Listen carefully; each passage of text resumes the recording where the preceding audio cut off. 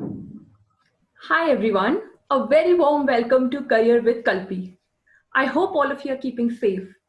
As you know, the idea of this series is to have one-on-one discussions with experienced people in different domains to understand their career journey and to learn from their challenges and advices. The first session is on sales and marketing, and our first guest speaker is Neha Agrawal. Neha has 17 plus years of experience in sales and marketing. She's passionate about women networks.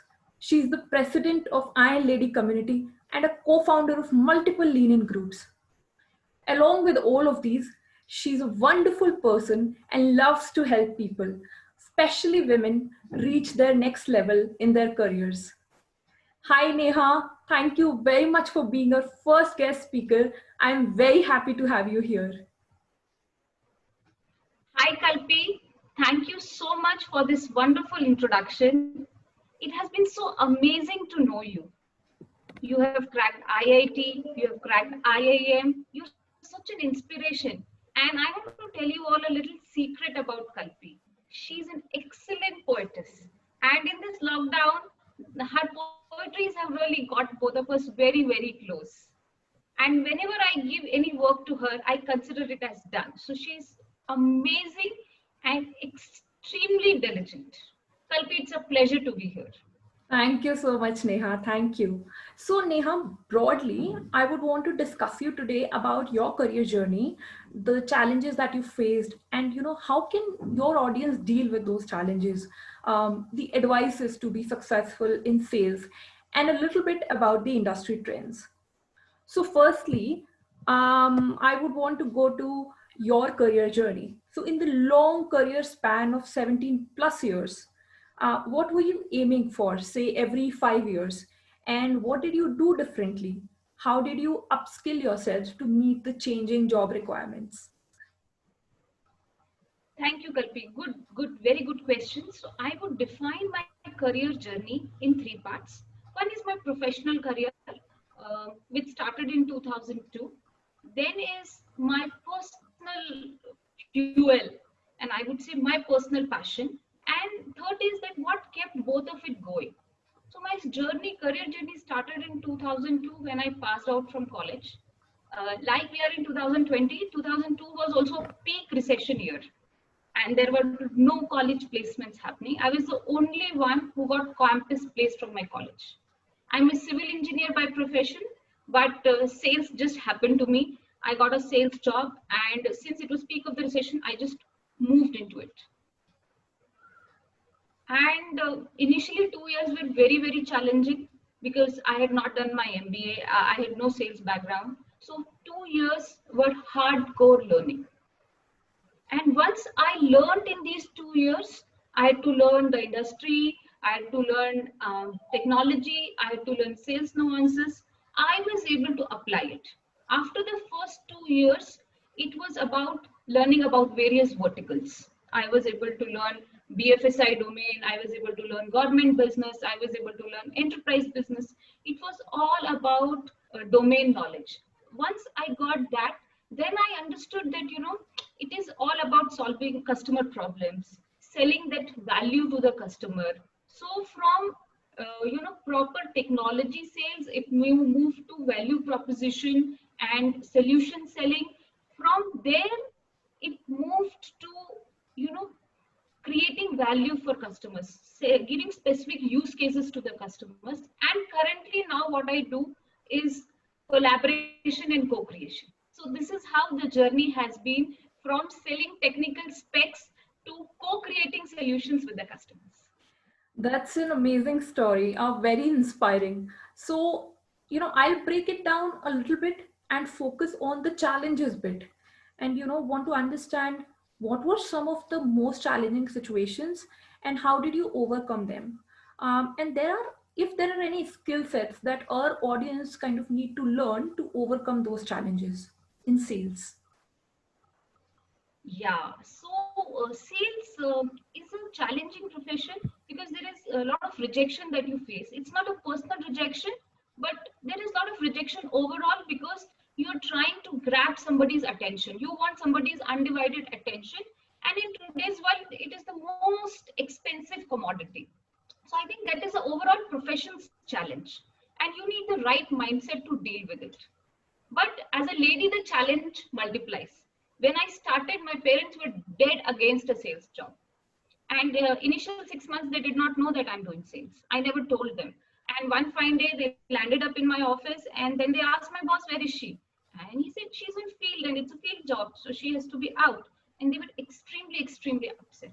So it took some time for me to convince them. And then when I was trying to get married, it was again a challenge. No boy wanted a girl who was in sales. They were all insisting that, I take up a job, a coder's job in Infosys or TCS.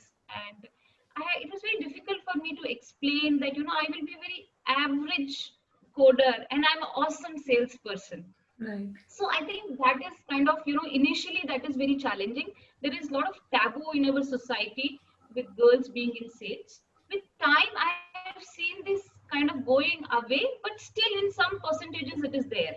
Now, my boss trusts me more than the boys. We have 9 boys and I'm the girl. So he says, 9 are in one bucket and this girl is equivalent to 10. So I have seen that change, but yes, the taboo somewhere remains. This is the starting part of the career. But as you move up the career ladder, when you come to the managerial position, then for ladies it is little more tougher. One is self-management and then managing a team, and then you have members who are elder to you in the team. How do you deal with them? Being a lady, it is little more challenging.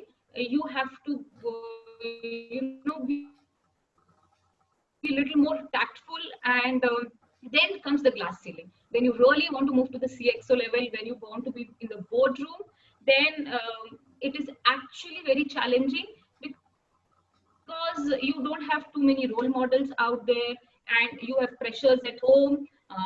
Then it is very challenging. And why are you doing? Then your why becomes very important. Otherwise, it is very easy to get tired and give up. Especially when I was carrying twice, it was extremely difficult because sales is a job which you have to do on the field.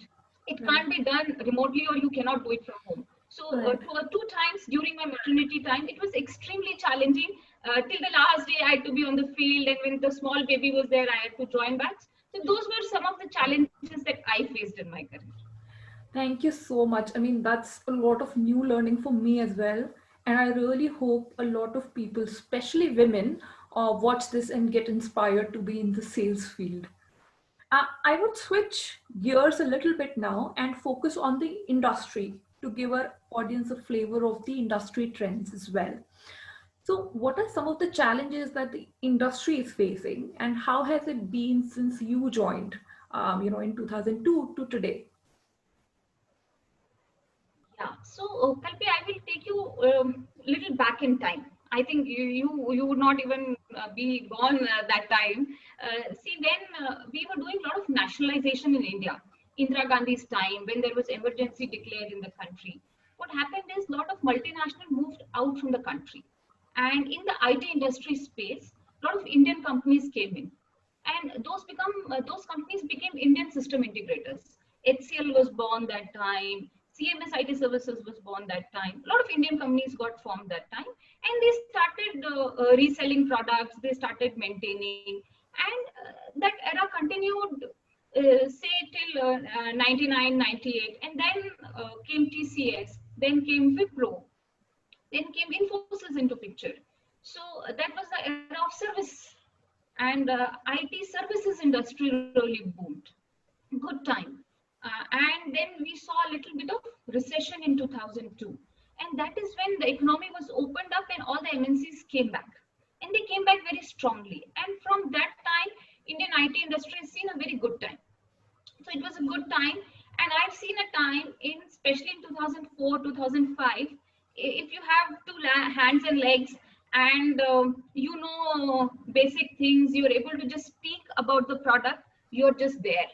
You were able to crack it. You had to only know the features of the product. And people were just doing computerization. It was a huge demand. It was not that difficult to sell. You had to be present. So from that era, it was that era. From that era to today's era, where customer knows much more than us. With the advent of internet, customer is extremely educated.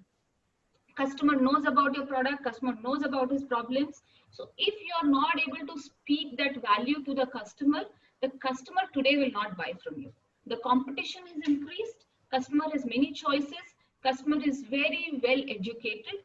So if you are able to connect with the customer, understand his problems, give a value, then the customer is willing to listen to you. And if you are able to partner with the customer and co-create solutions, I think that is a real win-win in today's scenario. So just from knowing the product specs and being able to sell, and with minimum competition, the industry has moved to very heavy competition and a very informed customer. Thank you, Neha, for the insights. I mean, that makes a lot of sense to me. Thank you so much. I now have last two interrelated questions for you. The first one is, how do you define success in the sales field? And secondly, which is related to this one, what advices would you have for our viewers to be successful in that role, in this role? See, Kalpi, for me, sales is a very number-driven role. So anybody who is in sales has to be extremely comfortable with numbers. Sales is largely measured in terms of numbers. So if you are able to crack your numbers, if you are on your revenue plan, if you are able to build a 10x funnel, you're successful. You have to achieve your numbers and you have to build funnel. It is like a loop. It is a constant process. So once you do numbers, there is no end. There's next quarter coming in. So as you do numbers, keep building your funnel. As you do numbers, keep building your funnel. So for me, doing your numbers, building a strong funnel, building strong relationships. It's a role which requires a lot of relationship building. Your numbers will not happen if you know the product. Your number will not happen if you deliver the value. Your numbers will happen because people know you and people trust you. So trust is a very important currency in this business. So your relationships are extremely important in this. So I say it is a ABC funda, always be connecting. So when you're connecting with people constantly, you're constantly building your pipe, delivering that value to them. That is when the relationships are built. So for me, it is numbers, it is your funnel size. If your connections are growing constantly and you are getting a chance to serve and your customers are satisfied and you get a good night's sleep, I think that's a success. And you want to get up in the morning, go to office, you're excited on a Monday morning, that's a success. I've never experienced a Monday morning blue personally. Wow. I'm the most excited person on a Monday morning. So I think that defines success for me personally. And for people to be success in this role, I think they have to follow the top industry trends. They have to Right. follow the top sales leaders, continuously read, especially it's a VUCA world. A lot of things have changed. The way we were selling earlier face to face in this pandemic situation, nothing of that is working. Nobody ever thought that we will be selling technology solutions, heavy duty solutions on a Zoom call.